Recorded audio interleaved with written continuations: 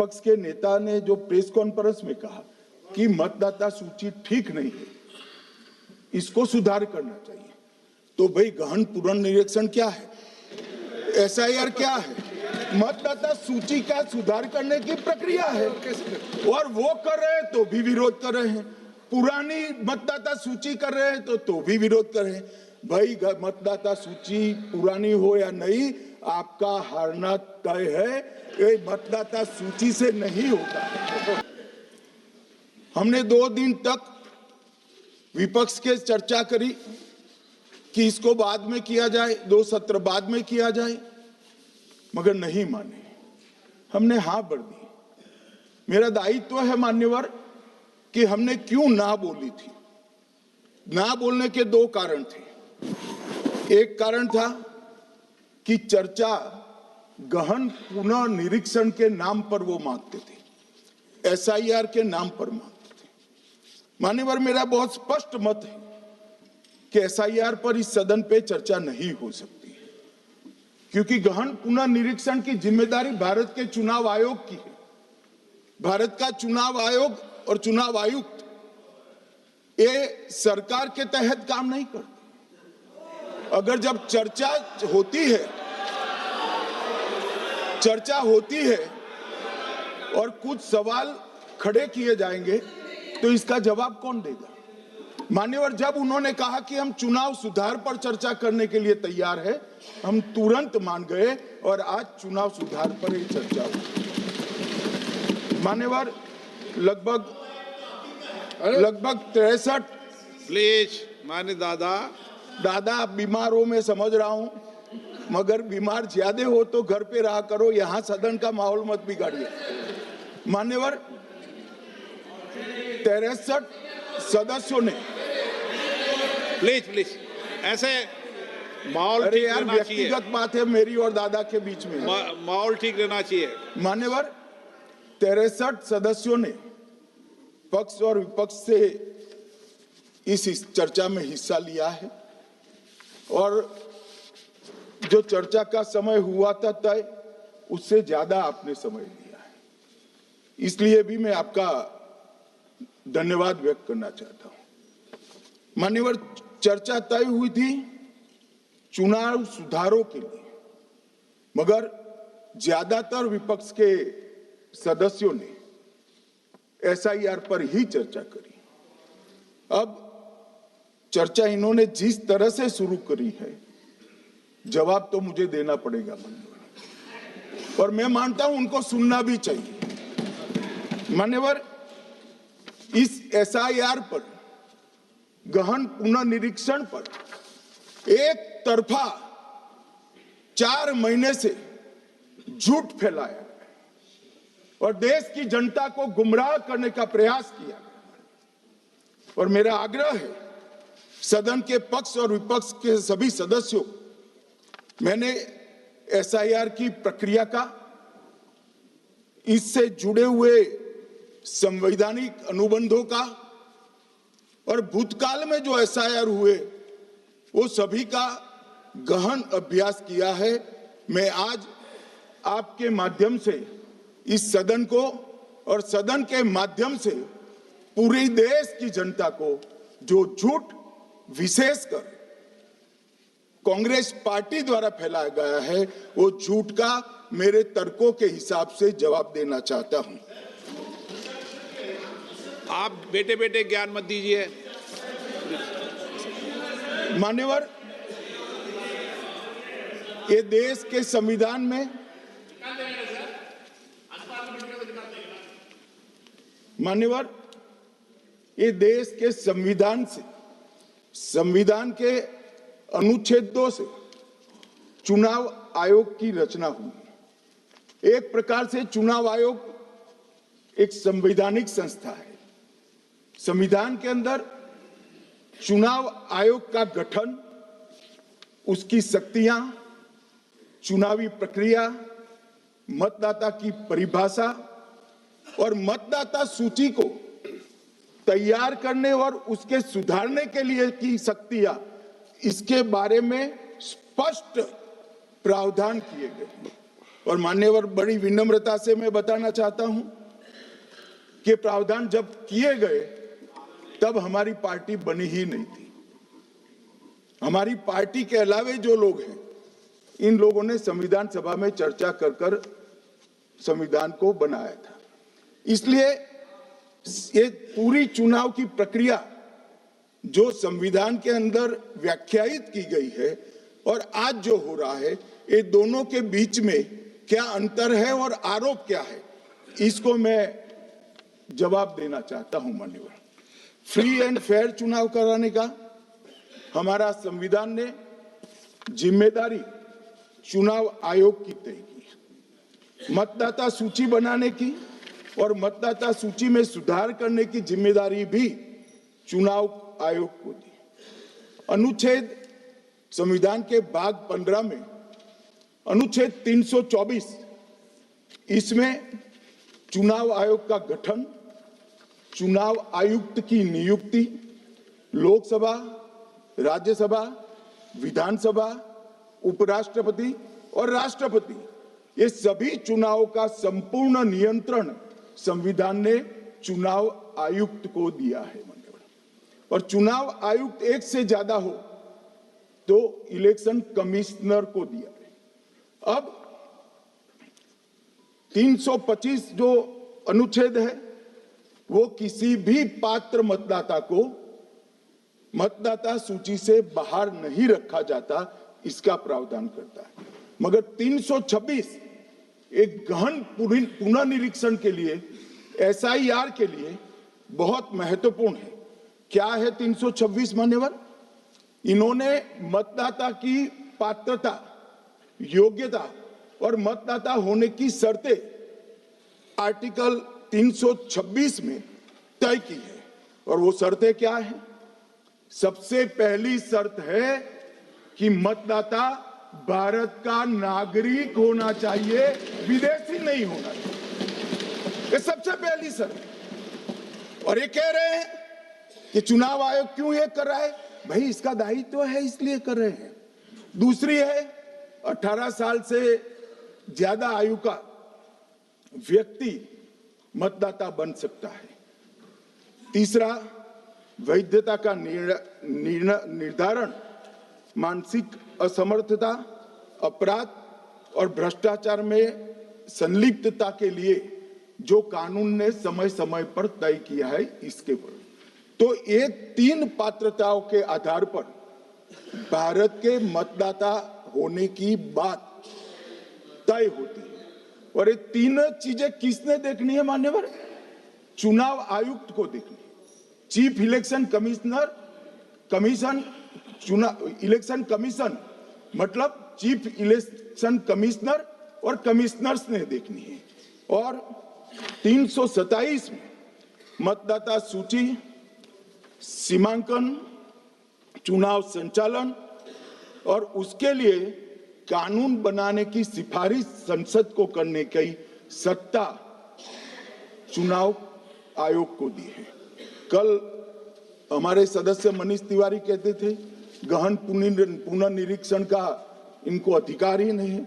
Article 327 पूर्ण अधिकार देता है कि मतदाता सूची इस व्याख्या के आधार पर बनाने का अधिकार चुनाव आयोग को है। मान्यवर, अब एसआईआर पर ही सवाल उठा दिए।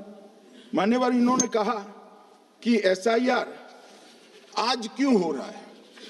मैं इनको थोड़ा इतिहास बता, और मान्यवर एक नई फैशन हो गई, इतिहास बताते हैं तो नाराज हो जाते हैं कि आप इतिहास मत बताइए। अरे भला, कोई भी प्रक्रिया, कोई भी देश, कोई भी समाज इतिहास को छोड़कर कैसे आगे बढ़ सकता है? इतिहास कोई भी समाज का महत्वपूर्ण अंग है। मान्यवर, हमारे लोकतांत्रिक इतिहास की शुरुआत 1952 से हुई। तो सबसे पहला गहन पुनर्निरीक्षण एसआईआर कब हुआ? 1952 में। एसआईआर की क्या जरूरत है वो कहते हैं, इसलिए मैं कहता हूं। तो उस वक्त प्रधानमंत्री कौन थे? जवाहरलाल नेहरू। किस पार्टी से थे? कांग्रेस पार्टी से। दूसरा कब हुआ? 1957 में। फिर जवाहरलाल नेहरू प्रधानमंत्री थे, कांग्रेस पार्टी से थे। तीसरा हुआ 61 में, उसमें भी जवाहरलाल नेहरू प्रधानमंत्री थे और कांग्रेस पार्टी थे। 65-66 में भी हुआ, एक ही गहन पुनर्निरीक्षण 2 साल में हुआ। उस वक्त भी श्री लाल बहादुर शास्त्री प्रधानमंत्री थे, कांग्रेस पार्टी थे। 83-84 में हुआ, इंदिरा जी थी। 87-89 में हुआ, राजीव गांधी थे। 92-93-95 में हुआ, नरसिम्हा राव थे। 2002 और 3 में हुआ, तब श्री अटल बिहारी वाजपेयी थे। मान्यवर, 2004 में गहन पुनर्निरीक्षण समाप्त हुआ, तब डॉक्टर मनमोहन सिंह जी प्रधानमंत्री थे। तो 2, 3, 4 का एक गहन पुनर्निरीक्षण हुआ, एसआईआर हुआ। उसमें 2 साल एनडीए के प्रधानमंत्री थे, भाजपा के थे, और 1 साल डॉक्टर मनमोहन सिंह।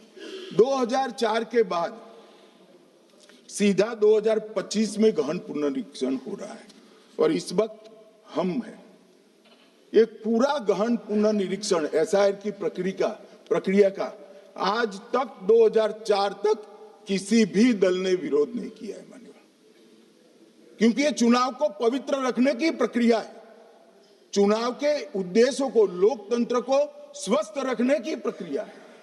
अगर लोकतंत्र में चुनाव जिसके आधार पर होते हैं वो मतदाता सूची ही प्रदूषित है, तो चुनाव कैसे साफ और सुथरे हो सकते हैं? मानो समय समय पर मतदाता सूची का गहन पुनर्निरीक्षण जरूरी है, इसलिए चुनाव आयोग ने फैसला किया कि 2025 में इसको किया जाएगा।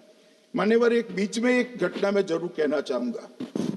2010 में एक चुनाव आयुक्त महोदय ने निर्णय किया कि रिटर्निंग ऑफिसर को मतदाता सूची में से नाम काटने का अधिकार नहीं है, और उसके बाद से किसी की मृत्यु हुई तो भी नाम नहीं कटते थे, कोई एक क्षेत्र से दूसरे क्षेत्र में गया तो भी नाम नहीं कटते थे।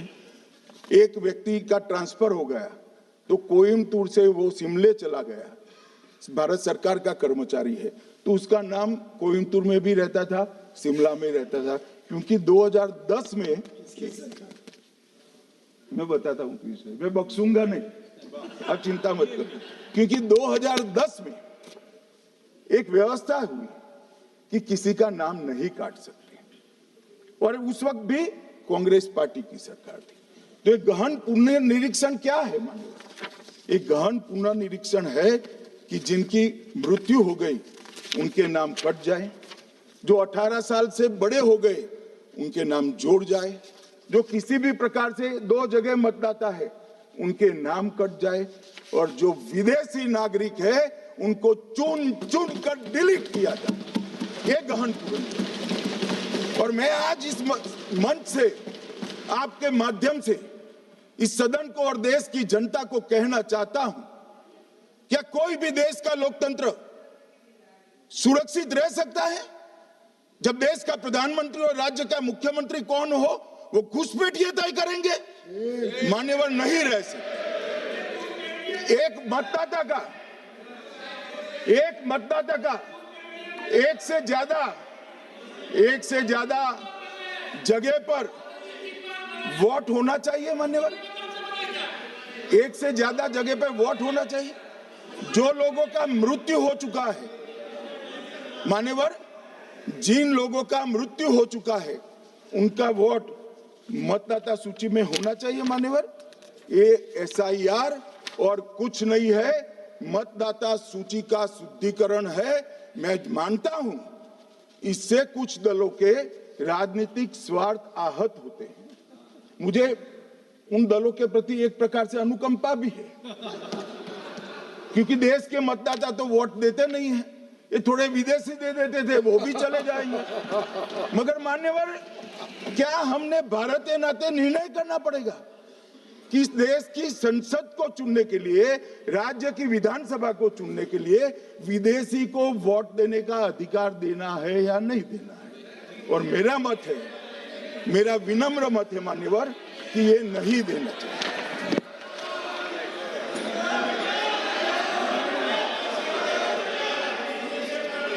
दादा बैठ जाइए। Please please. मान्यवर,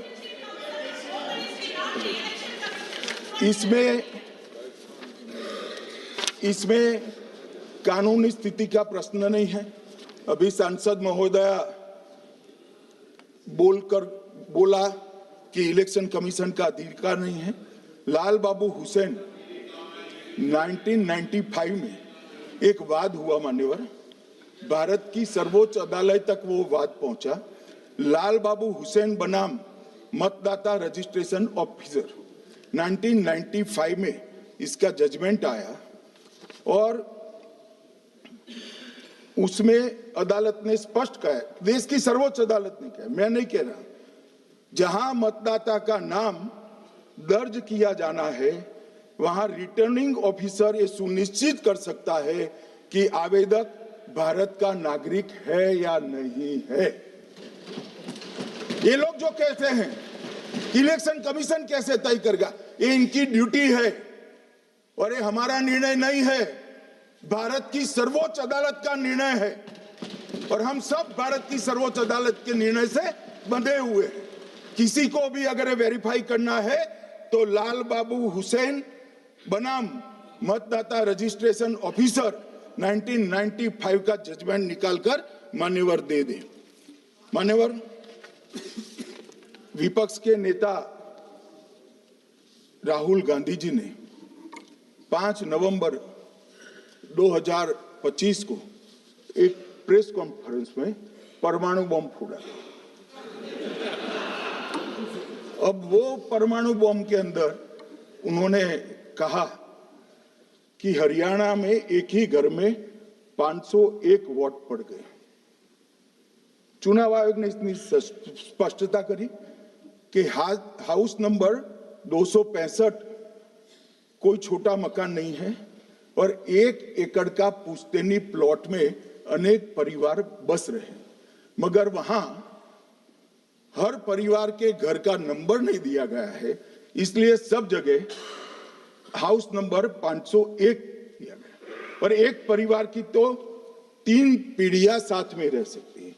और पुराने नंबर से ही जब हरियाणा में कांग्रेस की सरकार चुनी गई तब से ये नंबर इसी तरह से चल रहा है।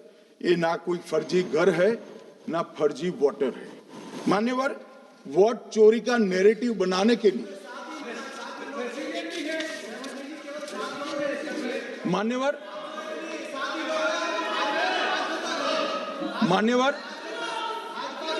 बिहार में भी मेरा भाषण पूरा हो जाने दो। नहीं, आप अभी पूरा भाषण नहीं, कई बार नाम आएगा।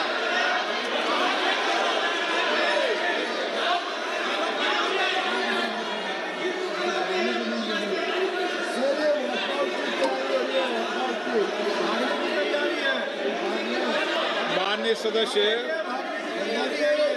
2 मिनट बैठिए, मैं कुछ बोलना चाहता हूं। 2 मिनट बैठिए, मैं एक मिनट। माननीय सदस्य, 1 मिनट। मान्यवर, मेरा विपक्ष के नेता से एक निवेदन है कि 2 मिनट सुन ले मुझे, बाद में उनको बोलने का मौका दीजिए। मान्यवर, 2 मिनट।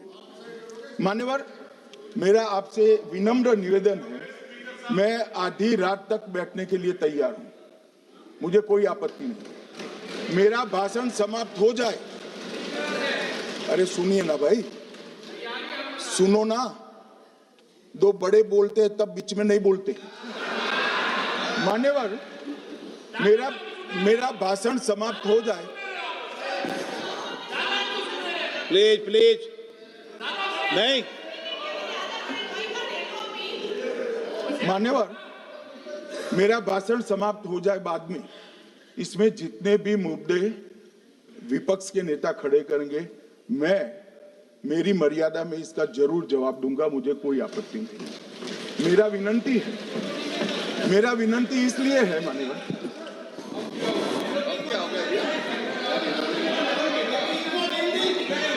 एक मिनट, तो उनको पूरी बात करने दें। हाँ। मान्यवर, मेरा विनंती भी, मान्यवर, नो, प्लीज डिबेट नहीं करते बैठे। मान्यवर, मेरा विनती इसलिए है कि शायद वो जो मुद्दा खड़ा करना चाहते हैं उसका जवाब मेरे आगे भाषण में आ जाएगा तो मुद्दा ही नहीं बचेगा। इसलिए मैं कह रहा हूं मुझे पूरा सुन लिया जाए। मान्यवर, बिहार में एक मतदाता की उम्र 34 साल बताई गई, 34 साल की है, इसको 124 साल बताया गया। सच था कि इसमें उम्र 124 बार छपी थी। बाद में मिंता देवी जी ने खुद बताया कि उन्होंने ऑनलाइन आवेदन किया था और वो ऑनलाइन आवेदन करने में गलती हो गई, इसके कारण उम्र 124 बार साल छपी थी। अब इसके आधार पर मतदाता सूची पर प्रश्न कर दिए। सुबोध कुमार नवादा, प्रेस कॉन्फ्रेंस में कहा गया कि एक राजनीतिक दल के बीएलए है, इनका नाम कभी आया ही नहीं, वो भी सच नहीं निकला। रंजू देवी रोहतास, उनको कहा कि एक कार्यकर्ता, उन्होंने बाद में रंजू देवी जी ने स्टेटमेंट दिया, जबरन बुलाकर उनकी वोटर लिस्ट से नाम काट लिया गया, ऐसा आरोप हुआ। तो रंजू देवी ने यही कहा कि कांग्रेस के कार्यकर्ताओं को कहने पर मैंने गलत जानकारी दी थी। मान्यवर, ये जो प्रेस कॉन्फ्रेंस हुई और उसने जिस प्रकार का देश में माहौल बनाया, चलो ये तो मैंने आरोप जो लगाए थे और सत्य क्या है कहा, मगर मैं विपक्ष के नेता ने जो प्रेस कॉन्फ्रेंस में कहा कि मतदाता सूची ठीक नहीं है, इसको सुधार करना चाहिए, तो भाई गहन पुनर्निरीक्षण क्या है, एसआईआर क्या है, मतदाता सूची का सुधार करने की प्रक्रिया है और वो कर रहे हैं तो भी विरोध कर रहे हैं, पुरानी मतदाता सूची कर रहे हैं तो भी विरोध कर रहे हैं।